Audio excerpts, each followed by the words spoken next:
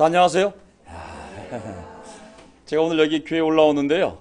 교회 처음 세울 때 그런 느낌으로 새롭더라고요. 한 주중 예배가 없고 또 오랜만에 만나다 보니까 야 낯설고 또 얼굴을 만나면 반갑던지 어떻게 날씨 더운데 잘들 계셨습니까? 저는 오늘 또 찬송가 내용처럼 조용히 예수께 나아가 네 마음을 쏟아놓으라고, 오늘 설교도 예수님이 우리에게 주신 모든 계명 가운데 가장 으뜸이 되는 계명에 대해서 공부할 내용인데 그 찬송가 잘 맞았습니다. 오늘 저의 설교 제목은요, 마음을 다해 힘을 다해 라는 제목입니다. 제가 한 말이 아니고요, 예수님이 우리에게 나하고 아버지하고 성령님과 함께 너희를 이렇게까지 최선을 다해 사랑했으니 너희도 나를 믿고 최선을 다해 나를 믿고 따라오라는 말씀 계명인 거거든요. 그래서 오늘 참된 기독교 신앙에 대해서 함께 공부하도록 하겠습니다. 오늘 보니까 이렇게 새로운 얼굴들이 많이 계신데요. 반갑습니다. 우리 세훈 형제가 또 아는 분을 초대하셔가지고 저기 함께 모자 쓰고 앉아 계신 분 아주 스타일 특이하시네요. 딱 아주 멋있습니다. 예. 그다음에 우리 인우 형제 함께 근무하는 또 동료가 왔습니다. 또 탁구를 좋아하신다고 그러는데 오늘 3부 리그부터 시작됩니다. 반갑고요. 우리 항상 보던 우리 태훈 씨, 또 신혼여행 잘 마치고 돌아온 우리 선영 씨하고 우리 정환이 또 떡까지 싸들고 정말 온 것에 대해서 너무 감사하고요. 자주 오세요. 자, 또 우리 광수 여기 앞에 앉아 있고 우리 광수 씨, 우리 태근 형제, 태길 형제 우리 조카인데 한 번 온 이후로 한 번도 빠지지 않고 모든 모임을 나가고 있어요. 제가 아까 가가지고 야 정말 대단한 성품이라고, 어떻게 낯선 곳에 처음 와가지고 그 이후로 한 번도 빠지지 않고 분당에서 모이든 뭐에서 모이든 토요일날 모이든 일요일날 모이든 어쨌든 장인이가 실컷 와가지고 함께 야 정말 놀랐다는 생각이 들었습니다. 이렇게 많은 분들이 함께하고 계신데요, 너무나 감사하고, 오늘 저는 주중에 우리가 안 모이기 때문에 교회가 어떻게 돌아가는지 소식을 전하면서 제가 좀 아이스 브레이킹을 좀 하고 시작하겠습니다. 왜냐하면 우리 마지막 광고가 누구냐면, 광고가 누구죠? 마지막 광고 허진이거든. 그래서 제가 허진이가 이 내용을 다 광고하게 되면 이게 심장이 터져 나갈까봐 편히 설교 듣고, 광고 제가 미리 할 테니까 편히 설교 듣고. 자, 지금 아까 환영 때 우리 서경수 형제께서 말씀드린 것처럼 지금 교회 틴이 100명이 넘습니다. 거기에 우리 전인들뿐만 아니라 형제자매들 중에 어렵게 휴가를 낼 수 있는 분들이 뭐 거기 사장님도 있고 뭐 치과 의사도 있고 같이 휴가를 내서 낼 수 있는 분들이 가서 산발사활 동안 하고 있습니다. 지금 우리 명동을 대표해서 우리 최성일 형제하고 박수영 자매가 어떻게 휴가를 낼 수 있게 돼가지고 성일이하고 박수영 자매는 사업을 좀 접고 지금 가서 아이들하고 너무 잘하고 있어요. 깜짝 놀라고 있어요. 왜 이렇게 잘하냐고. 팀워커냐고. 팀워커도 아닌데 주력 선생님인데도 너무 수고하고 있습니다. 그 다음에 지금 이번 주부터 시작을 해서 우리가 가족들끼리 휴가도 가고 또 개인적인 휴식도 취하면서 그냥 바이블톡이 재미있게 모이는 것 외에는 다른 모임을 갖지 않고 있습니다. 저도 개인적으로 9월, 10월, 11월, 12월을 4개월을 가려면 영육간의 힘이 필요하기 때문에 저도 힘을 비축하기 위해서 요즘 개인적으로는 많은 다른 목사들의 설교를 듣고 있습니다. 그래서 유대교 배경 또 미국 교회 대형 교회들 왜 많은 사람들이 저들의 설교를 듣고 감동을 받을까? 하나님 저들을 통하여 무엇을 말씀하시는가? 제가 많은 사람들의 설교를 들으면서 저도 배우고 또 저도 영적인 또 충전이 되면서 이렇게 잘 준비하고 있습니다. 자, 그 다음에 주차장이 부족하기 때문에 지금 한 달에 5,000원 이후에는 이제 돈을 안 받지 않습니까? 많은 분들이 많은 반응을 해주시고 계세요. 차가 몰려들고 있습니다. 그래가지고 기존 차보다 더 많은 분들이 오기 때문에 한 5대 정도를 국민연금공단 저 밑에 있죠. 거기에 되면 좀 여유가 생길 것 같아가지고 5대 정도를 빼야 되는데 빼는 첫 번째 순위가 저부터 빼기로 했습니다. 그래서 제가 오늘 거기 되고 올라왔는데 송 리더가 아니거나 아니면 좀 건강하신 우리 싱글 형제나 신혼부 형제들 중에 가능한 분이 있으면 연금공단에 대고 올라오시면 전액 다 지원을 할 거기 때문에 우리 주차 관리하시는 분들과 잘 상의하셔서 우리 5대 정도는 좀 빼놓으면 좋겠습니다. 그 다음에 주일학 선생님 수고했던 우리 박선 선생님하고 강경희 지난 6개월 동안 주일학교 선생님 수고 많이 하셨는데요. 이제 또 송리도 해야지 너무 바빠가지고 선생님을 교체하려고 합니다. 그래서 이번에 다시 주일학교 저학년, 고학년 두 분의 선생님을 찾고 있는데 성령께서 인도해 주실 줄 믿습니다. 그 다음에 자, 오늘 저의 설교 요점을 보게 되면요, 성경을 보게 되면 하라가 한 번에 끝나는 것이 아니라 이게 현재형, 지금 해가 아니라 계속 하라는 그런 시제로 우리에게 명령을 많이 하거든요. 이 신앙이라는 것이, 구원이라는 것이 딱 한순간에 이루어지는 것이 아니라 계속 구원을 이뤄가야 되는 거기 때문에 결국은 하나님 우리를 부를 때까지 그 신앙을 완성해 가야 되는 거기 때문에 그냥 한순간에 하라 하지 말라가 아니라 계속이라는 단어를 집어넣어야 원래 하나님의 계명이 올바른 하시게 될 수 있습니다. 오늘 요점을 보게 되면요, 마가복음 12장, 13장을 오늘 정리할 건데 그 내용을 보면 계속 사랑해야 하라고, 하나님을 그리고 사람들을 한두 번 사랑한 건 누구나 할 수 있거든요. 한순간 다 쏟아볼 수 있거든요. 하지만 중요한 거는 하나님이 우리를 부를 때까지 계속 사랑해야 되거든요. 그 다음에 계속 속지 말라고. 세상이 워낙 악하고 너무 우리를 실망시키는, 하나님이 있는 거야? 도대체 교회가 제대로 서 있는 거야? 그러니까 우리가 너무 이 벌어진 일들을 보면 실망 속에서 진짜 참된 것을 포기하고 싶은 마음이 생기는 거예요. 그래서 속지 말라고. 하나님이 계시고 진실된 교회가 있고 천국이 있고 하나님의 심판이 있다고. 속지 말라고. 반드시 하나님이 다시 오신다고. 세 번째, 그러기 위해서는 계속 깨어있으라고. 한두 번 깨어있는 게 아닙니다. 어저께 깨어있다고 해서 깨어있는 것이 아니라 오늘 눈을 떴으면 오늘도 깨어있어야 됩니다. 오늘 깨어있다고 해서 내일 저절로 깨어있는 게 절대 아닙니다. 내일 눈을 뜨면 또 그날 정신을 차리고 깨어있어야 되거든요.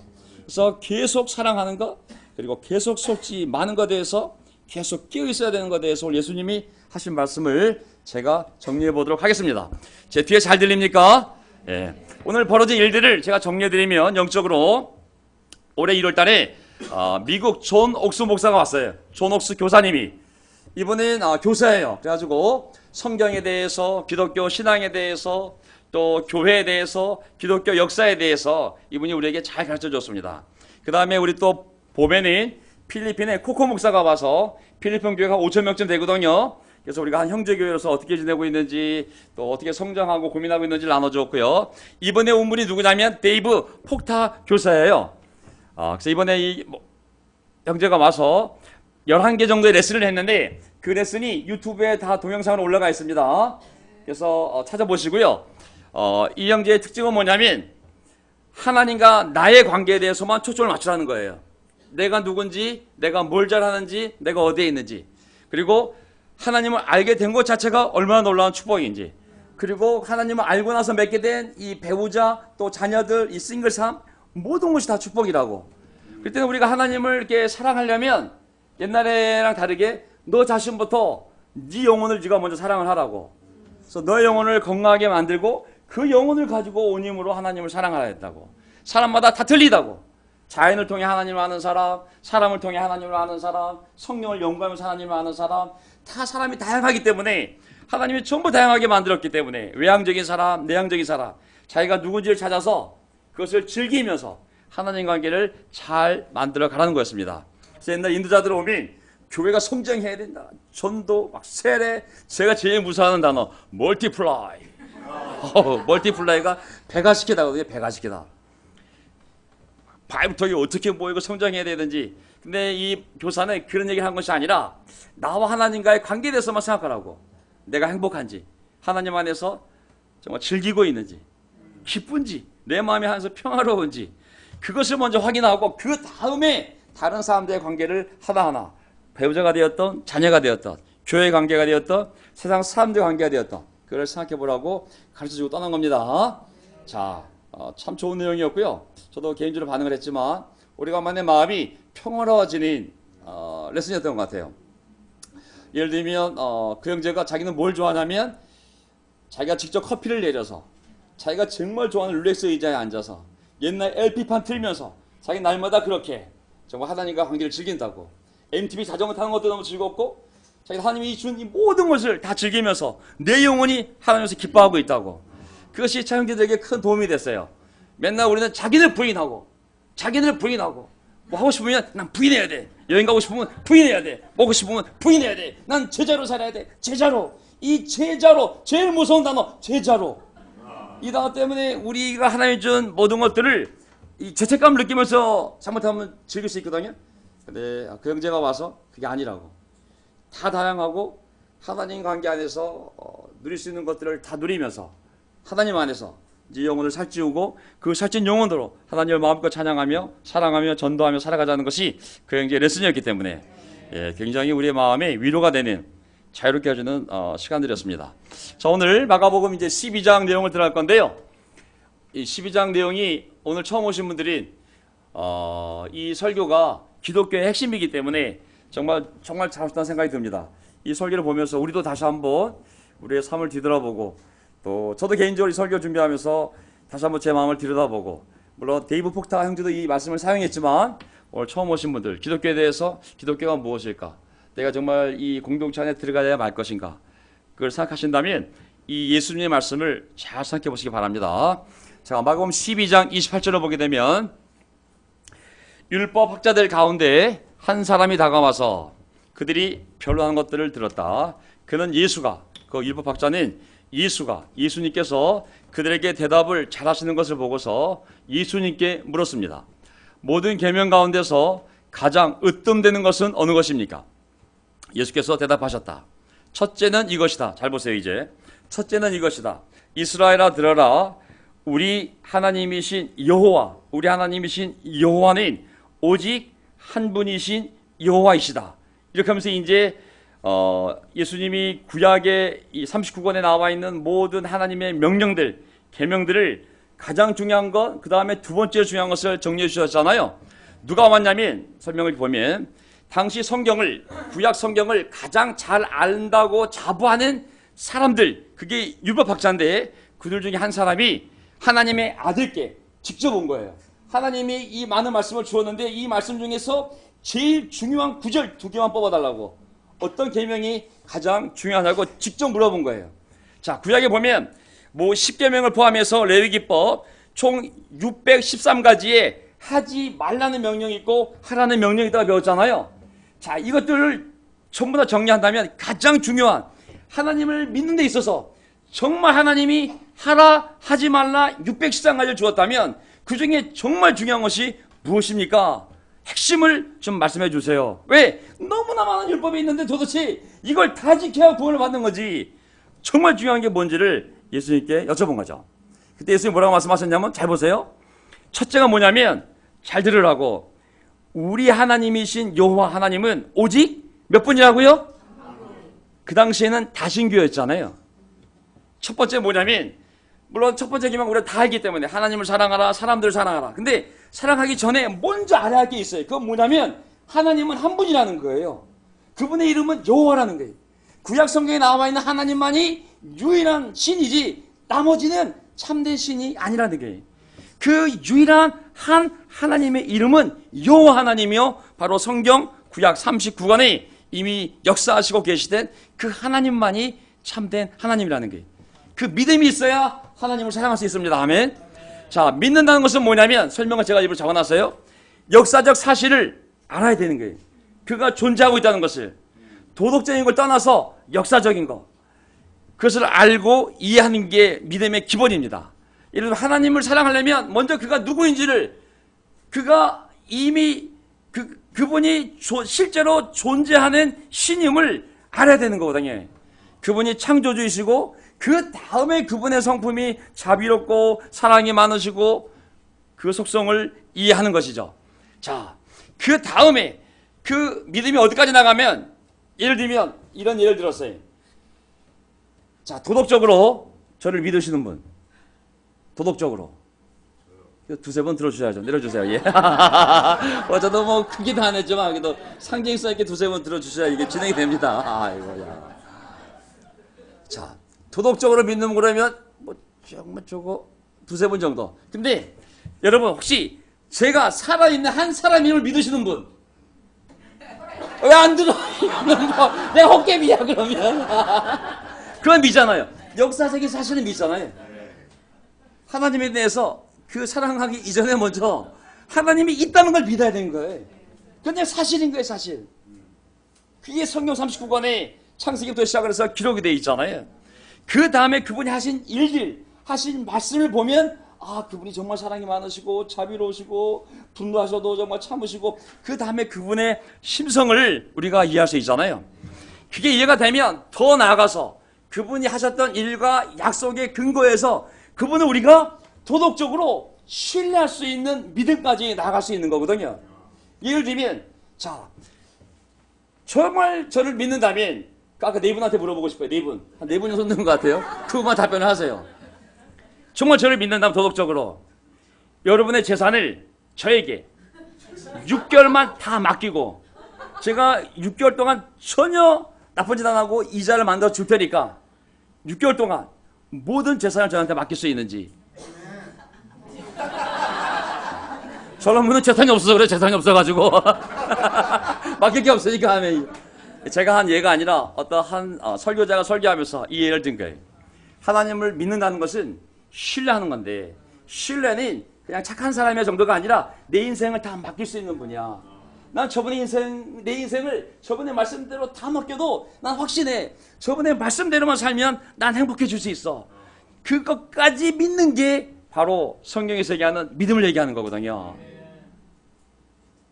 근데 저는 안타까운 건 뭐냐면 거기까지 우리 믿음이 계속 성장해 나아가겠죠.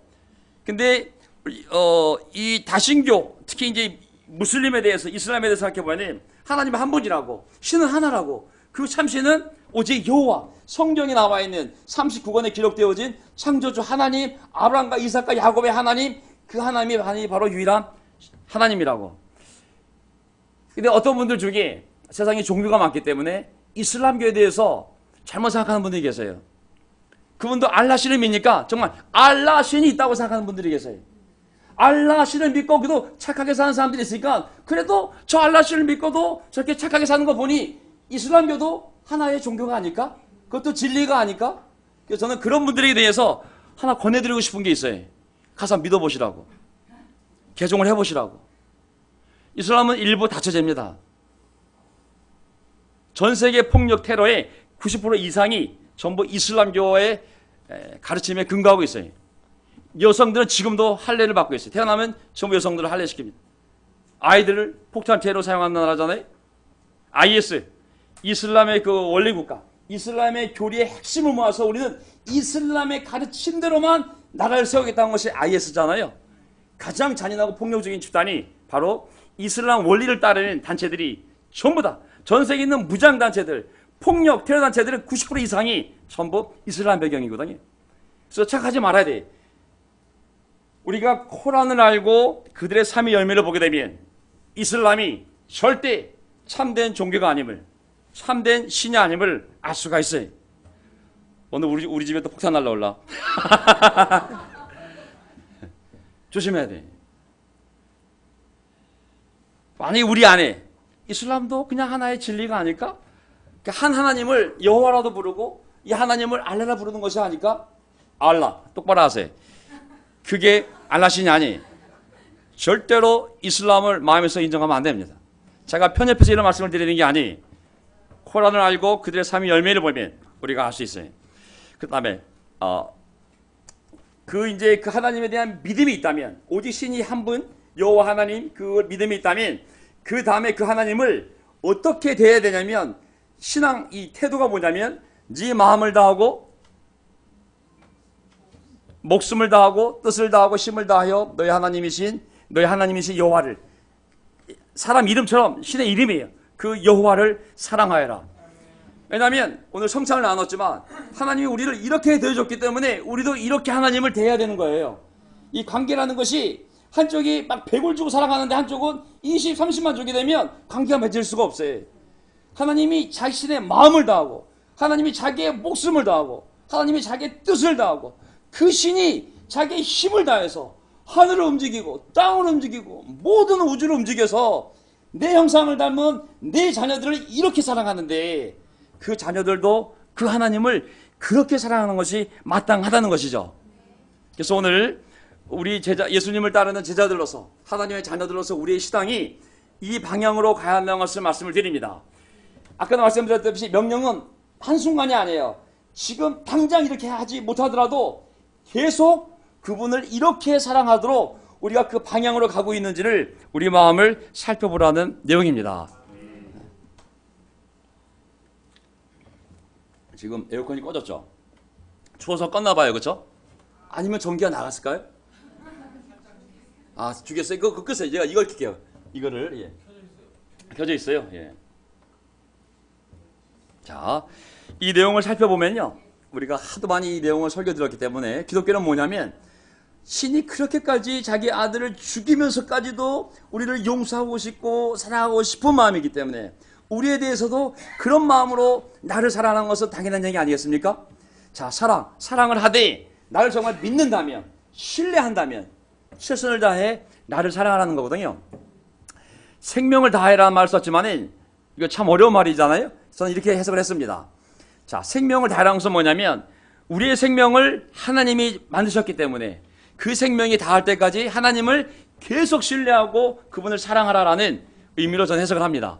왜냐하면 이 생명을 하나님이 주셨기 때문에 이 생명의 주인이 하나님이기 때문에 이 생명이 살아있는 동안 계속 하나님을 사랑하는 것. 두 번째, 마음을 다해 사랑하라. 관계의 진정성은 마음에 있지 않습니까? 관계의 진정성은 마음에 있습니다. 그렇기 때문에 진실된 마음으로 하나님을 사랑하는 것은 너무나 당연한 것 같습니다. 그래서 내가 마음을 다해 하나님을 사랑하려면 내 마음이 먼저 건강해야 됩니다. 아멘. 내 마음이 먼저 평화로워야 됩니다. 그때 우리는 그 마음을 가지고 하나님을 진정성 있게 사랑하지 않습니까? 성경을 보게 되면 오늘 그 데이브 목사도 와서 교사도 와서 얘기했지만 시편을 보게 되면 우리 마음 이거를 뭐 헬라어로 푸시케라 그러고 영어는 soul이라 부를 수도 있고 뭐 heart라 부를 수도 있지만 어쨌든 우리의 마음을 보게 되면 성경에 우리의 이 영혼이 어쨌든 보면 쇠약해지기도 하고 연약해지기도 하고 깊은 슬픔에 빠지기도 하고 이건 다 시편에 나와 있는 표현들입니다. 지치기도 하고 번민에 쌓이기도 하고 우리 영혼과 마음이 괴롭기도 하고 또 정말 마음이 아프기도 하고 외롭기도 하고 너무 낙심되기도 하지 않습니까? 그래서 오늘 대부 형제가 와서 한 얘기가 뭐냐면 이러한 우리의 영혼을 먼저 살찌워야 된다고. 내 영혼이 기뻐야, 내 영혼이 즐거워야, 내 영혼이 감사해야 내가 그 영혼이 그 마음으로 하나님께 나아가 하나님을 사랑할 수 있는 것이 아니냐고. 그런 의미에서 네 영혼을 사랑하라고 얘기합니다. 이기적인 삶으로서의 사랑이 아니라 네가 먼저 그런 건강한 마음과 그 영혼을 가지고 하나님을 온 마음, 온 영혼으로 사랑을 해야 되니 먼저 네 자신을 알고 그를 찾아가라는 것이었습니다. 저는 사실 어떤 분들은 개들을 이렇게 너무 좋아하시고 사람을 사랑해야 되는데 왜 이렇게 개를 사랑하지? 근데 제가 이번에 깨달은 게 있어요. 아, 사람들은 다 각자의 필요가 틀리구나. 어떤 사람들은 그 애완견을 통해서도 또 그 영혼이 치유될 수가 있고 어떤 사람들은 또 여행을 떠나면서도 그 영혼이 치유될 수 있고 어떤 사람은 하나님 좀 맛있는 음식을 돌아다니면서 찾아다니면서 먹으면서 또 치유가 될 수 있고 다 다양하기 때문에 우리가 그것을 함부로 판단할 문제가 아닌 거구나. 자, 그 이번에 깨닫게 되었습니다. 그래서 앞으로 그런 것에 얘기하지 않기로 했어요. 그냥 자, 세 번째, 뜻을 다하여. 뜻이란 건 뭐냐면 보세요. 하나님 우리 생명을 만들었어요. 이 진흙덩어리 했는데 하나님이 입김을 불어넣으니 살아있는 생명이 되었다. 살아있는 존재가 되었다고 그랬잖아요. 살아있는 존재. 목숨이 생겼어요. 자, 이 목숨이 생겼기 때문에 이 목숨 안에 두 가지가 발생해요. 하나는 마음, 보이지 않는 거, 하나는 눈에 보이는 육체.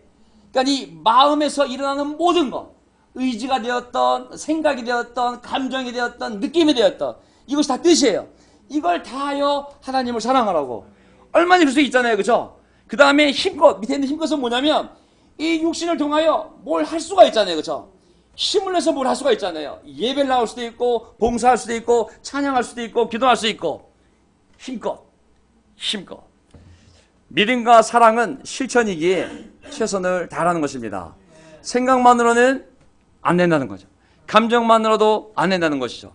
거기에는 실제적인 노력이 따라야 되는데 그분의 명령에 대한 순종을 생각해보면 구약에 39권에 나와 있는 모세 율법의 종류가 하라 하지 마라가 613가지, 신약에 나와 있는 예수님의 가르침을 잘 살펴보면 신약의 가르침을 보면 어떤 학자가 분석해봤는데 신약에 나와 있는 하라 하지 마라의 가르침이 1100가지라고 그랬거든요. 너무 다 그랬어요. 어떻게 보면 구약보다 더 많은 말씀이 있는 거예요. 더 세요. 어떻게 보면. 왜 세냐면 구약에는 간음하지 말라고 그랬지만 신약에는 생각조차 하지 말라고 그랬거든요. 생각을 어떻게 동지해요, 그렇죠? 구약에는 살인하지 말라고 그랬지만 네가 마음으로 죽이는 것도 살인하기 때문에 어떻게 보면 예수님의 가르침이 더 셀 수가 있거든요. 종류도 많고 더 셉니다. 하지만 중요한 것은 뭐냐면 아까 얘기한 것처럼 우리의 마음에서 또 우리의 육신으로 할 수 있는 최선을 다하여 그 사랑을 표현하는 것, 그게 바로 하나님 우리에게 바라시는 신앙의 태도인 것이죠. 그게 되면 두 번째, 둘째는 이것이다. 네 이웃을 내 몸같이 사랑하여라. 이 계명보다 더 큰 계명은 없다.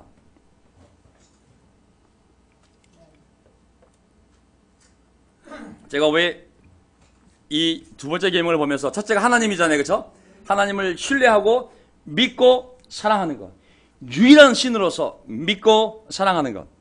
둘째, 거기 끝나는 게 아니라 사람들을 사랑하는 데까지 하나님의 계명을 모을 수가 있는 것이죠. 자, 사람들을 사랑하는데 그 근거가 뭐냐면 잠깐 올라가 보겠습니다. 자, 그 근거가 뭐냐면 네, 하나님을 믿는데, 창조주 하나님을 믿는데 그 하나님이 사람을 창조할 때 사람은 특별하게 창조했잖아요, 그렇죠? 성경에 보면 동물을 사랑하라, 하나님이 창조한 식물을 사랑하라, 자연을 보호해라, 그런 말씀은 없어요. 하지만 사람에 대해서는 특별하게 하나님 말씀하시잖아요. 우리의 형상을 닮은 사람을 만들자. 우리의 형상을 닮은 특별한 존재를 만들자. 그냥 동물, 이런 식물, 생물들은 하나님 형상이 없어요. 오직 사람들만이 우리의 형상을 닮은 특별한 존재를 만들자. 그래 그들을 사랑하자. 이것이 하나님의 인간을 만든 동기와 목적이잖아요. 그렇기 때문에 하나님의 명령은 하나님만 사랑하면 안 돼요. 하나님의 형상을 닮은 사람들까지 사랑하는 것이 모든 율법의 정신임을 알 수가 있습니다. 사람을 사랑하는 근거는 약하기 때문에, 불쌍하기 때문에, 같은 인간이니까가 아니라 하나님의 형상을 닮은 똑같은 귀한 존재들이기 때문에 그들을 사랑하는 것이 하나님의 두 번째 가장 큰 계명임을 알 수가 있습니다. 그래서 이웃은 누구냐면요, 네 이웃이 누구냐면 나 외의 모든 사람을 사랑하라고 명령하셨는데 부모, 배우자, 자녀 전부 다 이웃인 거죠. 어떻게 보면 인간 세상에서의 이타적인 삶의 자세를 말하는 거거든요. 평생 우리가 배우고 변화되고 살아가야 할 삶의 태도가 바로 이 첫 번째, 이 두 번째인데 어느 누구도 한순간 완벽히 이런 태도를 갖기는 어렵습니다. 믿음이 자라고 또 인생을 깨닫고 하나님의 도우심이 있을 때 첫 번째 계명도 쉽지 않지만 두 번째 계명도 어렵지만, 왜? 우리 육신 자체는 몸 자체가 물질이기 때문에 물질적인 걸 좋아하거든요. 이 육신은 육신적인 걸 좋아하거든요. 영이 아니잖아요. 육신적인 것은 편한 거예요. 내가 먹고 마시고 내가 즐기는 거거든요. 이것을 이겨낼 수 있는 것은 우리 안에 힘이 없어요. 우리 안에 하나님이 계시고 하나님을 정말 신뢰할 때, 그렇게 살도록 도와주는 하나님의 영이 있을 때만이 우리가 살아갈 수 있는 방법이거든요. 그래서 이 첫 번째, 두 번째가 기독교의 전부입니다. 아멘. 전 그렇게 믿습니다. 아멘. 다른 어떤 교파, 교단, 전 세계에 400개가 넘는 교파, 교단이 있거든요. 지금은 500개 더 넘을지도 모르겠어요.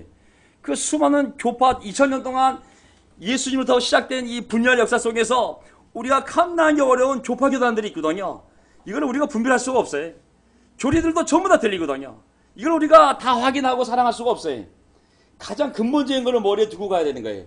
하나님을 최선을 다해 사랑하는 것, 그리고 하나님의 형상을 닮은 사람들을 최선을 다해 사랑하는 것. 이 두 가지가 기독교의 핵심인 거거든요. 그러면서 이제 두 부류의 예를 듭니다. 하나님을 그렇게 첫 번째 계명에서, 두 번째 계명에서 그 정신을 놓치고 살아가는 율법 학자들을 하나님이 비난하고 예수님이 비난하고, 두 번째 정말 지질이 못 사는 과부, 가난한 여인이 있는데 그 여인이 어떻게 첫 번째 계명, 두 번째 계명을 지키면서 살아가는지 이 두 샘플을 예수님이 들어주거든요. 그래서 그 두 샘플이 나오는데 첫 번째 샘플이 누구냐면 바로 율법학자들인 거예요. 예수님한테 율법학자가 찍혀버렸어요.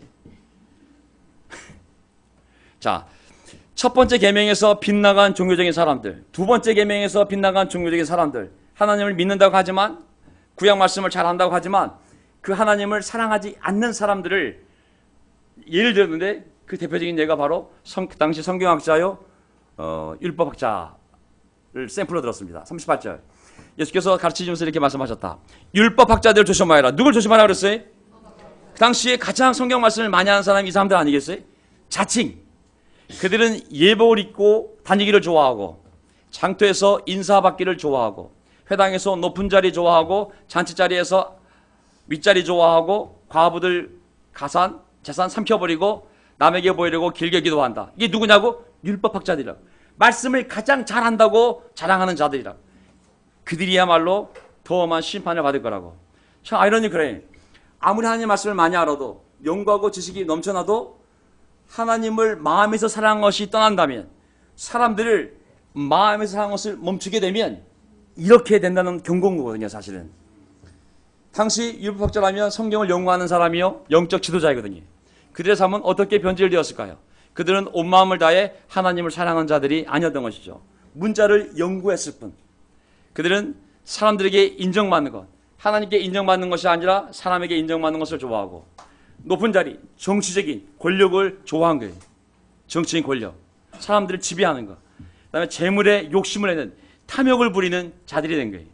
하나님이 아니라 사람들에게 보이는 것을 더 신경 쓰는 자들이 되어버린 것이죠. 누가? 하나님 말씀을 가장 많이 안다는 자들이. 자, 이건 경고가 되는 거예요. 하나님을 사랑하는 것을 멈추고 사람들을 사랑하는 것을 멈추게 되면 이제 누구를 사랑하게 돼 있어요? 자기 자신을 사랑하게 돼 있거든요. 그리고 하나님을 의식하는 것이 아니라 사람들만을 의식하게 되거든요. 그렇게 되면 세상 사람보다도 더 정치적인 사람들이 되고, 세상 사람보다도 더 물질적인 사람이 되고, 세상 사람들보다 더 허례와 허식에 빠져서 하나님의 눈이 아니라 사람들의 눈을 의식하며 살아가는 단체가 바로 기독교 종교단체가 될 수가 있습니다. 기독교 종교단체 그 한기총, 한국기독교 총연맹, 그런데 그 장자리 웬만한 기독교 단체 장자리 선거철 되면 세상 국회의원 선거보다 더 추잡한 게 교회 장자리 성경이에요. 수많은 돈들이, 더 많은 권모술수가 판치는 것이 바로 그 장자리 성경거든요. 우리가 하나님을 진정코 마음으로 사랑한 것을 잊어버리게 되면, 사람들을 마음으로 사랑한 것을 멈추게 되면 세상보다 더 정치적이요, 세상보다 더 물질적인 곳이 바로 교회가 될 수 있습니다. 정신을 차리라고 예수님이 주 하나의 샘플입니다. 두 번째, 하나님의 또 두 번째 샘플은 뭐냐면, 정말 그거와 상관없이 하나님을 첫 번째 계명, 두 번째 계명을 그렇게 따라 살려는 한 여인을 샘플로 들었는데, 그게 바로 41절에 나와 있는 이 가난한 과부의 헌금 얘기예요. 예수께서 헌금함 맞은쪽에 앉아서 무리가 어떻게 헌금함에 돈을 넣는가를 보고 계셨다. 많이 넣는 부자가 여럿 있었다. 그런데 가난한 과부 한 사람은 와서 랩돈 2립, 그 한들 한 뜻, 100원짜리 동전 2개를 넣은 거예요. 예수께서 제자들을 곁에 불러놓고서 그들에게 말씀하셨다. 내가 진정으로 너에게 말한다. 헌금함에 돈을 넣은 사람들 가운데 이 가난한 과부가 어느 누구보다도 더 많이 넣었다. 이건 경제적 관점이 아니잖아요. 그렇죠? 저는 이게 헌금을 얘기하지만 헌금을 얘기하는 게 내용이 아니라고 생각을 해요. 이 흐름을 보면 이 하나님을 사랑하는 것에 대해서 가르치면서 율법학자들은 하나님의 사랑을 잊고 종교적 형식만 남은 사람. 이 과부는 율법 잘 몰라요. 히브리어도 몰라. 아람어도 몰라. 형제를 읽을 수도 없어. 하지만 그 마음은 누구보다도 하나님을 사랑하는 연이었다는 거죠. 그래서 이게 보게 되면 모두 다 넉넉한 데서 얼마씩을 떼어 넣었지만 이 과부는 가난한 가운데에서 가진 것 모두 그 자기 생활비 전부를 털어놓았다. 이것을 제가 자꾸 헌금 시간에 설교하게 되면 얼마나 부담스럽겠어요, 여러분들이. 그렇죠? 생활비 전부를 털어놓으라 그러니 이걸 따르라는 거야 말라는 거야. 이거 잘못 사용하면 2단 됩니다. 2단 돼요. 2단. 자, 여기 보면 부자와 가난한 과부를 보면, 가난한 과부는 최악의 삶의 여건이잖아요. 남편도 없어. 자기 혼자 이거 어떻게 먹으래. 부자는 일부를 이 최악의 삶, 정말 너무 힘들어. 내 삶이 지금 보통 힘든 게 아니야. 정말 너무 이게 막 정신적으로, 질병적으로, 막 관계적으로, 막 이게 건강적으로 이게 막 너무 삶이 힘든데 전부를, 이때의 전부는 물질만 보면 안 돼. 마음을 봐야 돼. 마음. 네가 온 영혼, 온 마음, 온 정성, 온 뜻, 온 힘으로 나를 사랑을 했잖아요. 이 과부가 이렇게 사랑을 한 거죠. 하나님을. 헌금의 이슈가 아닌 거예요. 이것은 헌금 구절이 아니라 온 마음으로 하나님을 사랑한 것에 대한 하나의 예가 돼 있는 것이죠. 이렇게 어떤 어려운 삶의 여건 속에서도 네 마음을 나에게다 달라고, 나를 그렇게 신뢰하라고, 나를 그렇게 사랑하라고, 내가 네 인생을 책임지고 인도할 수 있으니 이게 바로 하나님 우리에게 원하시는 계명의 핵심인 줄 믿습니다. 아멘. 그래서 이제 끝내야 되는데요. 이제 13장 넘어갔네요. 저는 이제 13장을 보게 되면 유대교가 예수님 왔을 때 모세가 가르쳐준 율법을 믿는 종교가 유대교인데, 유대교가 첫 번째 계명, 두 번째 계명에서 떠나간 거예요. 왜냐하면 그 리더십들이 떠나갔기 때문에 그 밑에 있는 백성들도 그런 잘못된 종교관을 가질 수밖에 없거든요. 그러다 보니까 바리새파, 사두개파, 에셈파, 약간 이상한 파들을 만들었지만 핵심적으로 하나님을 그렇게 사랑하는 것, 그 다음에 서로서로 그렇게 사랑하는 것에 대해서 떠나갔기 때문에 이제 남은 것은 종교적인 모양만 남아있는 거예요. 하나님이 진짜 세우고 싶은 교회, 정말 진짜 세우고 싶은 백성, 하나님이 그렇게 진정성 있게 사랑하고 하나님의 형상을 닮은 창녀가 되었던, 세리가 되었던, 가난뱅이가 되었던, 장애인이 되었던 그들을 하나님을 존중하는 마음으로 서로 그렇게 사랑하는 그런 공동체를 만들고 싶었는데, 첫 번째 계명, 두 번째 계명이 빗나가면서 무시무시한 바리새파, 사두개파, 에셈파, 교리에만 성경만 연구해서 그냥 무시무시한 교리에 가득 찬 괴물들을 만들어낸 거예요. 하나님이 그 성전과 그 도시를 남겨둘 필요가 있을까 없을까요? 그 아들이 와서 잘못했다고 아무리 얘기해도 듣지 않는다면 하나님이 그들이 그렇게 잘못 믿고 있는 근거지를 없애버리지 않을까요? 그게 바로 13장이에요. 예수께서 성전 지나가실 때 제자들 가운데 한 사람이 예수께 말했다. 선생님 보십시오. 이 얼마나 굉장한 돌입니까? 얼마나 굉장한 이 성전입니까? 어우, 100년 동안 졌어요. 100년 동안. 하나님이 사는 집, 성전을. 예수께서 그에게 말씀하셨다. 너는 이 큰 교회 건물들을 보고 있느냐? 이 큰 교회 건물들을 보고 있느냐? 여기에 돌 하나도 돌이 남지 않고 다 무너질 것이다. 굉장히 무서운 예언을 했어요. 모든 백성들이 그 예루살렘 정 가운데 있는 성전을 바라보며 날마다 신앙생활을 했는데 예수님이 이 성전이 다 없어질 거라고. 돌 하나 다 없애버릴 거라고. 무슨 말이냐면요. 역사적으로 보게 되면 AD 70년경에 로마 장군 타이루스 디도 장군이 들어와서 이 성전을 다 무너뜨립니다. 얼마나 철저하게 무너뜨렸냐면 서쪽 벽을 남겨두고 전부 다 돌 위에 돌 하나 남지 않도록 전부 다 무너뜨립니다.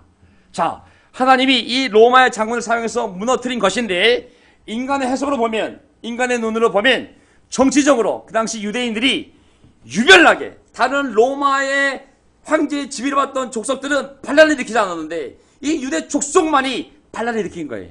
그러니까 이제 보복으로 다시는 너희들이 로마에 대하여 반란을 못 일으키게 합니다. 아주 그냥 뿌리째 무너뜨려버린 것이 바로 이 사건이었어요. 하지만 영적으로 보면 그들이 하나님의 아들 예수님을 거부하고 계속 구원이 없는 자신들의 전통 잘못된 유대교를 믿으려 할 때 하나님께서 그들의 잘못된 신앙의 근거가 되는 것들을 다 무너뜨려버린 거예요. 더 이상 이것을 의지하지 말라고. 예를 들면 유대교 전통 핵심은 세 가지예요. 자, 제사. 그들은 날마다 제사를 드려요. 1년 12달 절기마다 매일 하나님 앞에 제사를 드리는 게 그들의 삶이에요. 신앙의 핵심이 제사예요. 제사를 드리려면 누가 있어야 돼요? 제사장이 있어야 돼요. 자, 어디서 드려야 돼요? 자기 집에서 못 드려요. 동네에서 못 드려요. 반드시 성전에서 드려야 되는 게. 잘못된 유대교의 핵심은 뭐냐면 하나님을 진정코 마음으로 사랑하는 것, 사람들을 정말 하나님처럼 사랑하는 것, 이게 하나님의 유대교의 핵심인데 그거는 사라지고 멋있는 제사, 화려한 제사 버린 제사장, 그리고 엄청난 돌로 쌓아놓은 교회 건물, 성전, 이 세 가지가 그들 신앙의 핵심이었던 것이죠. 성전이 있으면 제사를 드리고 제사를 드리려면 제사장들이 있어야 합니다. 그런데 하나님은 그들이 드리는 제사는 이미 끝냈어요. 더 이상 제사를 드리지 마. 난 이제 동물 제사가 필요한 것이 아니라 내 아들 예수의 피를 통하여 너희의 모든 죄를 용서받는 제사를 이미 나는 다 완성했어. 더 이상 제사가 필요 없어. 제사를 폐하시고 이제 제사장들은 너희들이 제사장이 아니라 나는 새로운 사람을 뽑았어. 나는 내 아들 예수를 믿고 그리고 회개하고 세례받은 이들이 새로운 제사장들이야. 너희들에게 제사장 의복이 있다면 나는 그들에게 그리스도의 옷을 입혀서 죄인들을 내게 데려오니 그 제사일을 새로운 제사장들 그리스도인들에게 맡겼어. 제사장들 더 이상 필요 없다. 너희들 교체가 됐어요. 예수님을 통한 찬양과 경배의 제사가 아니라 동물 제사는 더 이상 필요가 없어졌습니다. 그런데 계속 고집을 피우고 하나님도 받지 않으시는 제사를 하나님도 인정하지 않는 제사장들이 계속 제사를 드리자 하나님이 이 세 가지를 다 없애버린 게 뭐냐면 AD 70년에 로마 장을 통해서 그 성전을 다 무너뜨려 버린 거예요. 성전이 없으니 제사장이 일할 데가 없어요. 제사장이 일할 데가 없으니 제사 신문 자체가 의미가 없는 거예요. 제사장, 그다음에 제사 터인 성전이 다 사라지게 된 거예요. 그래서 이거 보세요. 교회가 성전이지 더 이상 예루살렘에 있는 성전이 아닌데 그들의 고집스러운 전통의 근거지를 아예 없애버린 거죠. 나중에 그 성전에 이방 신전이 세워지게 됩니다. 그 성전이 다 헐었잖아요. 거기에 이방신을 섬기는 신전을 세워버리거든요. 지금은 거기에 뭐가 있어요? 이슬람 모스크가 있어요. 황금 돔사원 아시죠? 이렇게 노란색으로 이렇게 지붕이 이렇게 빛나고 있잖아요. 그게 바로 성전 자리에 무슬림들이 거기다가 자기의 알라신을 섬기는 이 모스크를 만들었어요. 지금 거기 가보게 되면 애들이 축구해요. 축구. 유대인들은 너무 거룩해서 들어가지도 못하는 곳인데 이슬람 애들이 축구하고 앉아있어요. 여기서 지금도 그 동영상이 올라와 있어요. 그 모스크에서 아무나 축구해요. 축구. 유대인들은 못 들어가요. 무슬림만 들어갈 수 있는데 그 안에서 축구하고 있어요. 애들이. 그리고 자, 유대인들이 모슬람 사람들은 메카 그 자기의 신전 이슬람 그 메카 그 신전이 있는 곳에 향하여 절을 하루에 3번 절하잖아요. 3번 절하게 돼 있어요. 그게 무슬림이에요. 그들이 메카 사우디아라비아에 있는 그 메카를 향하여 절할 때 궁둥이가 어디 향하는지 아세요? 그 신전을 향하게 돼 있어요. 뭐요? 유대인들을 못 들어오게 만들고 야 너희 성전이야? 궁뎅이 하루에 3번 알라신을 향하여 궁뎅이는 이쪽 성전에다가 수출이에요. 수출. 유대인들이 가슴이 찢어질까요? 안 찢어질까요? 찢어지네. 근데 그게 성전이 아닌데 우리가 성전인데. 아멘. 그래서 이제 끝내겠습니다. 결론은 뭐냐면요, 속지 말라는 겁니다. 속지 말라는 거. 하나님이 이런 많은 일을 할 때 사람들이 거짓된 사람이 나타나서 사람들 속일 거라고. 6절 보세요. 5절 속지 않도록 조심하여라. 6절 많은 사람이 내 이로 와서 내가 그리스도 하면서 많은 사람을 속일 것이다. 속지 말라고. 자, 또 21절에 건너뛰겠습니다. 보아라, 속지 말라고. 그리스도가 여기 있다, 저기 있다, 절대 믿지 말라고. 거짓 그리스도, 거짓 목사, 거짓 예언자들, 거짓 교사, 그들이 할 수만 있다면 너희들을 홀리려 할 거라고. 속지 말라고. 성경은 계속 속지 말라는 걸 얘기하고 있습니다. 예수님도 말씀하셨고 사도들도 말씀하셨고 계속 속지 말라고 미리 말씀해 주셨어요. 그래서 왜 저는 염려가 되냐면 너무 거짓이 많아지면 참에 대한 분별이 어려워져서 사람들이 이 참 진리를 찾는 것을 포기하게 되어 있습니다. 속다 보면 진리 찾는 것을 포기하게 되거든요. 정말 조심해야 돼.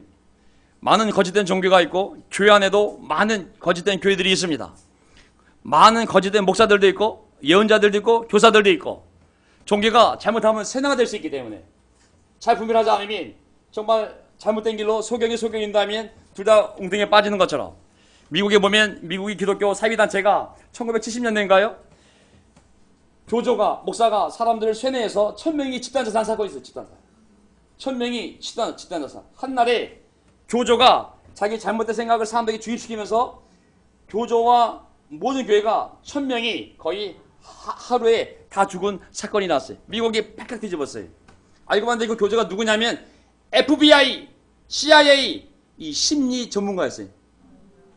그러니까 사람을 어떻게 세뇌시키는지 아는 거예요. 그래서 성경을 사용해서 세뇌시켜서 누구를 따르게 했어요? 나를 따르게 하는 나를 따라.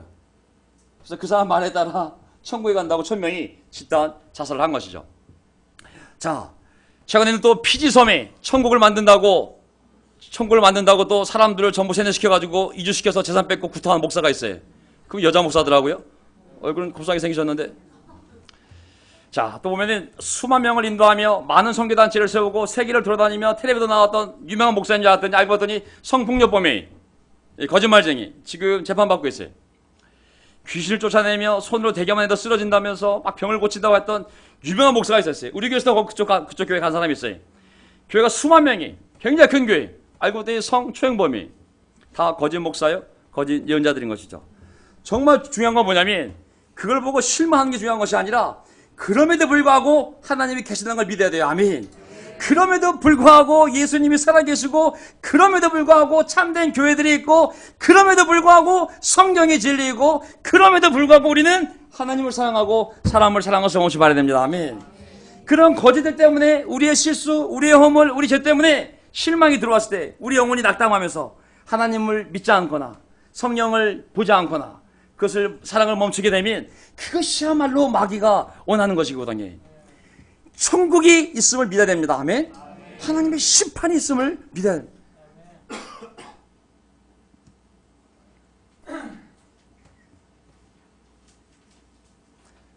사람들이 속일 때 어떻게 속임을 당할까요? 말입니다. 말.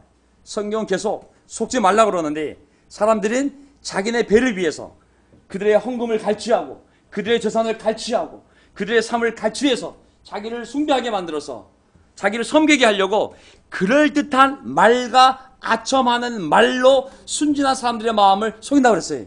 그러면 그런 이상한 이론에 빠진 사람들은 순진한 사람들이 많아요. 어떻게 보면 착하다기보다는 너무 어리석을 정도로 순진한 거예요. 조금만 생각해보면 보이스피싱에 다 누가 가요? 할머니들이 보이스피싱 가요. 그런 사람만 또 이용을 하잖아요. 조심해야 돼. 이상한 교리 가서 배우지 마세요. 14만 4천 명, 요한계시록 대부분이 이단으로 가는 길목입니다. 고린도후서 11장 거짓 사도, 속이는 일꾼 많이 있을 거라고. 속지 말라고. 고린도서 2장 4절 교묘한 말로 여러분을 속이지 못하게 할 거라고. 교묘한 말. 평신도들은 절대 그거를 분별할 수가 없어요. 왜냐하면 우리 한국 땅에 기독교에 이단 계보가 있어요. 이단 계보. 신학적으로 이 통일교니 이 이단들 보면 이미 신천지지 보니 다 계보가 있어요. 갑자기 생긴 것이 아니라 벌써 이 땅에 그 이단의 아버지뻘 되는 분들이 신학적으로 계속 정리해놨기 때문에 일반 사람이 그것을 절대 분별할 수가 없어요. 가지도 말아야 되고 듣지도 말아야 되는 거죠. 왜? 너무 교묘하기 때문에 그들을 교리로는 분별할 수가 없어요.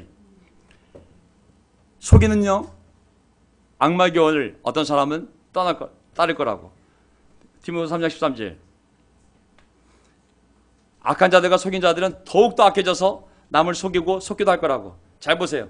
2000년 전에도 이렇게 속이는 일이 많았는데 지금은 얼마나 속이는 일이 많겠어요. 인터넷 한번 거래 한번 해보세요. 90%가 사기꾼이지. 이 속이는 게 우리의 문화가 되어버릴 정도로 이 세상이 어둡습니다. 디도서 1장 10절. 복종하지 아니하며 헛된 말을 하며 속이는 사람이 많이 있는데 잘 보세요. 특히 믿는 사람 가운데 말이 있다고. 속이는 말로 속이는 사람이 점점 많아질 거라고 그랬거든요. 그래서 우리가 하나님 말씀을 날마다 묵상하고 또 배우는 가운데 잘 분별해서 그런 어리석은 말에 속아 넘어가면 안 됩니다. 아멘. 우리도 마찬가지입니다. 분별할 수 있는 거는 우리의 삶이에요. 삶이 아니면 분별할 수가 없어요. 예수님도 거짓 예언자들을 분별할 때 하신 말씀이 그들의 말과 삶을 잘 보라고 그랬거든요. 가르침으로는 분별이 안 돼요. 그 교리가 너무 정교해서 일반 사람들이 분별할 거를 분별할 수가 없어요. 성경 66권을 다 통해서 그들이 짜맞춰 놓으면 개인이 절대로 그것을 분별할 수가 없어요. 그럼 뭘 분별할 수 있느냐? 그들의 삶을 보면 돼요.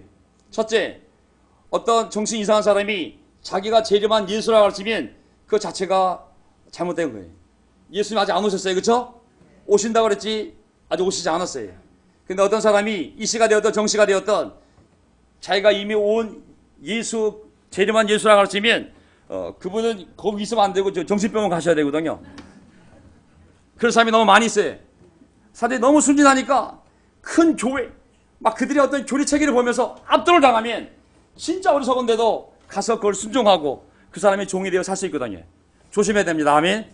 그리고 우리는 우리 삶으로 우리가 옳다는 것을 입증해야 됩니다. 아멘. 교리가 아니라 정말 우리가 하나님을 온 마음을 다하여 사랑하고 그리고 우리가 이웃 사람들을 그렇게 진정성 있게 사랑한다면 그 사랑의 열매가 있지 않겠습니까? 그게 우리가 누구인지를 세상에 증거할 수 있는 것이거든요. 너희가 서로 사랑하면 사람들이 너희를 보고 내 제자인 줄을 알게 될 거라고.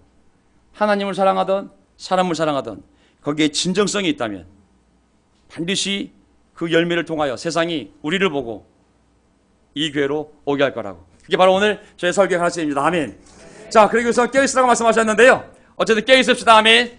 자, 마음을 다해 힘을 다해 하나님을 사랑하라고. 지식이 아니라 입술이 아니라 감정이 아니라고 하시는 최선을 다해 하나님을 사랑하고 사람들을 사랑하라고.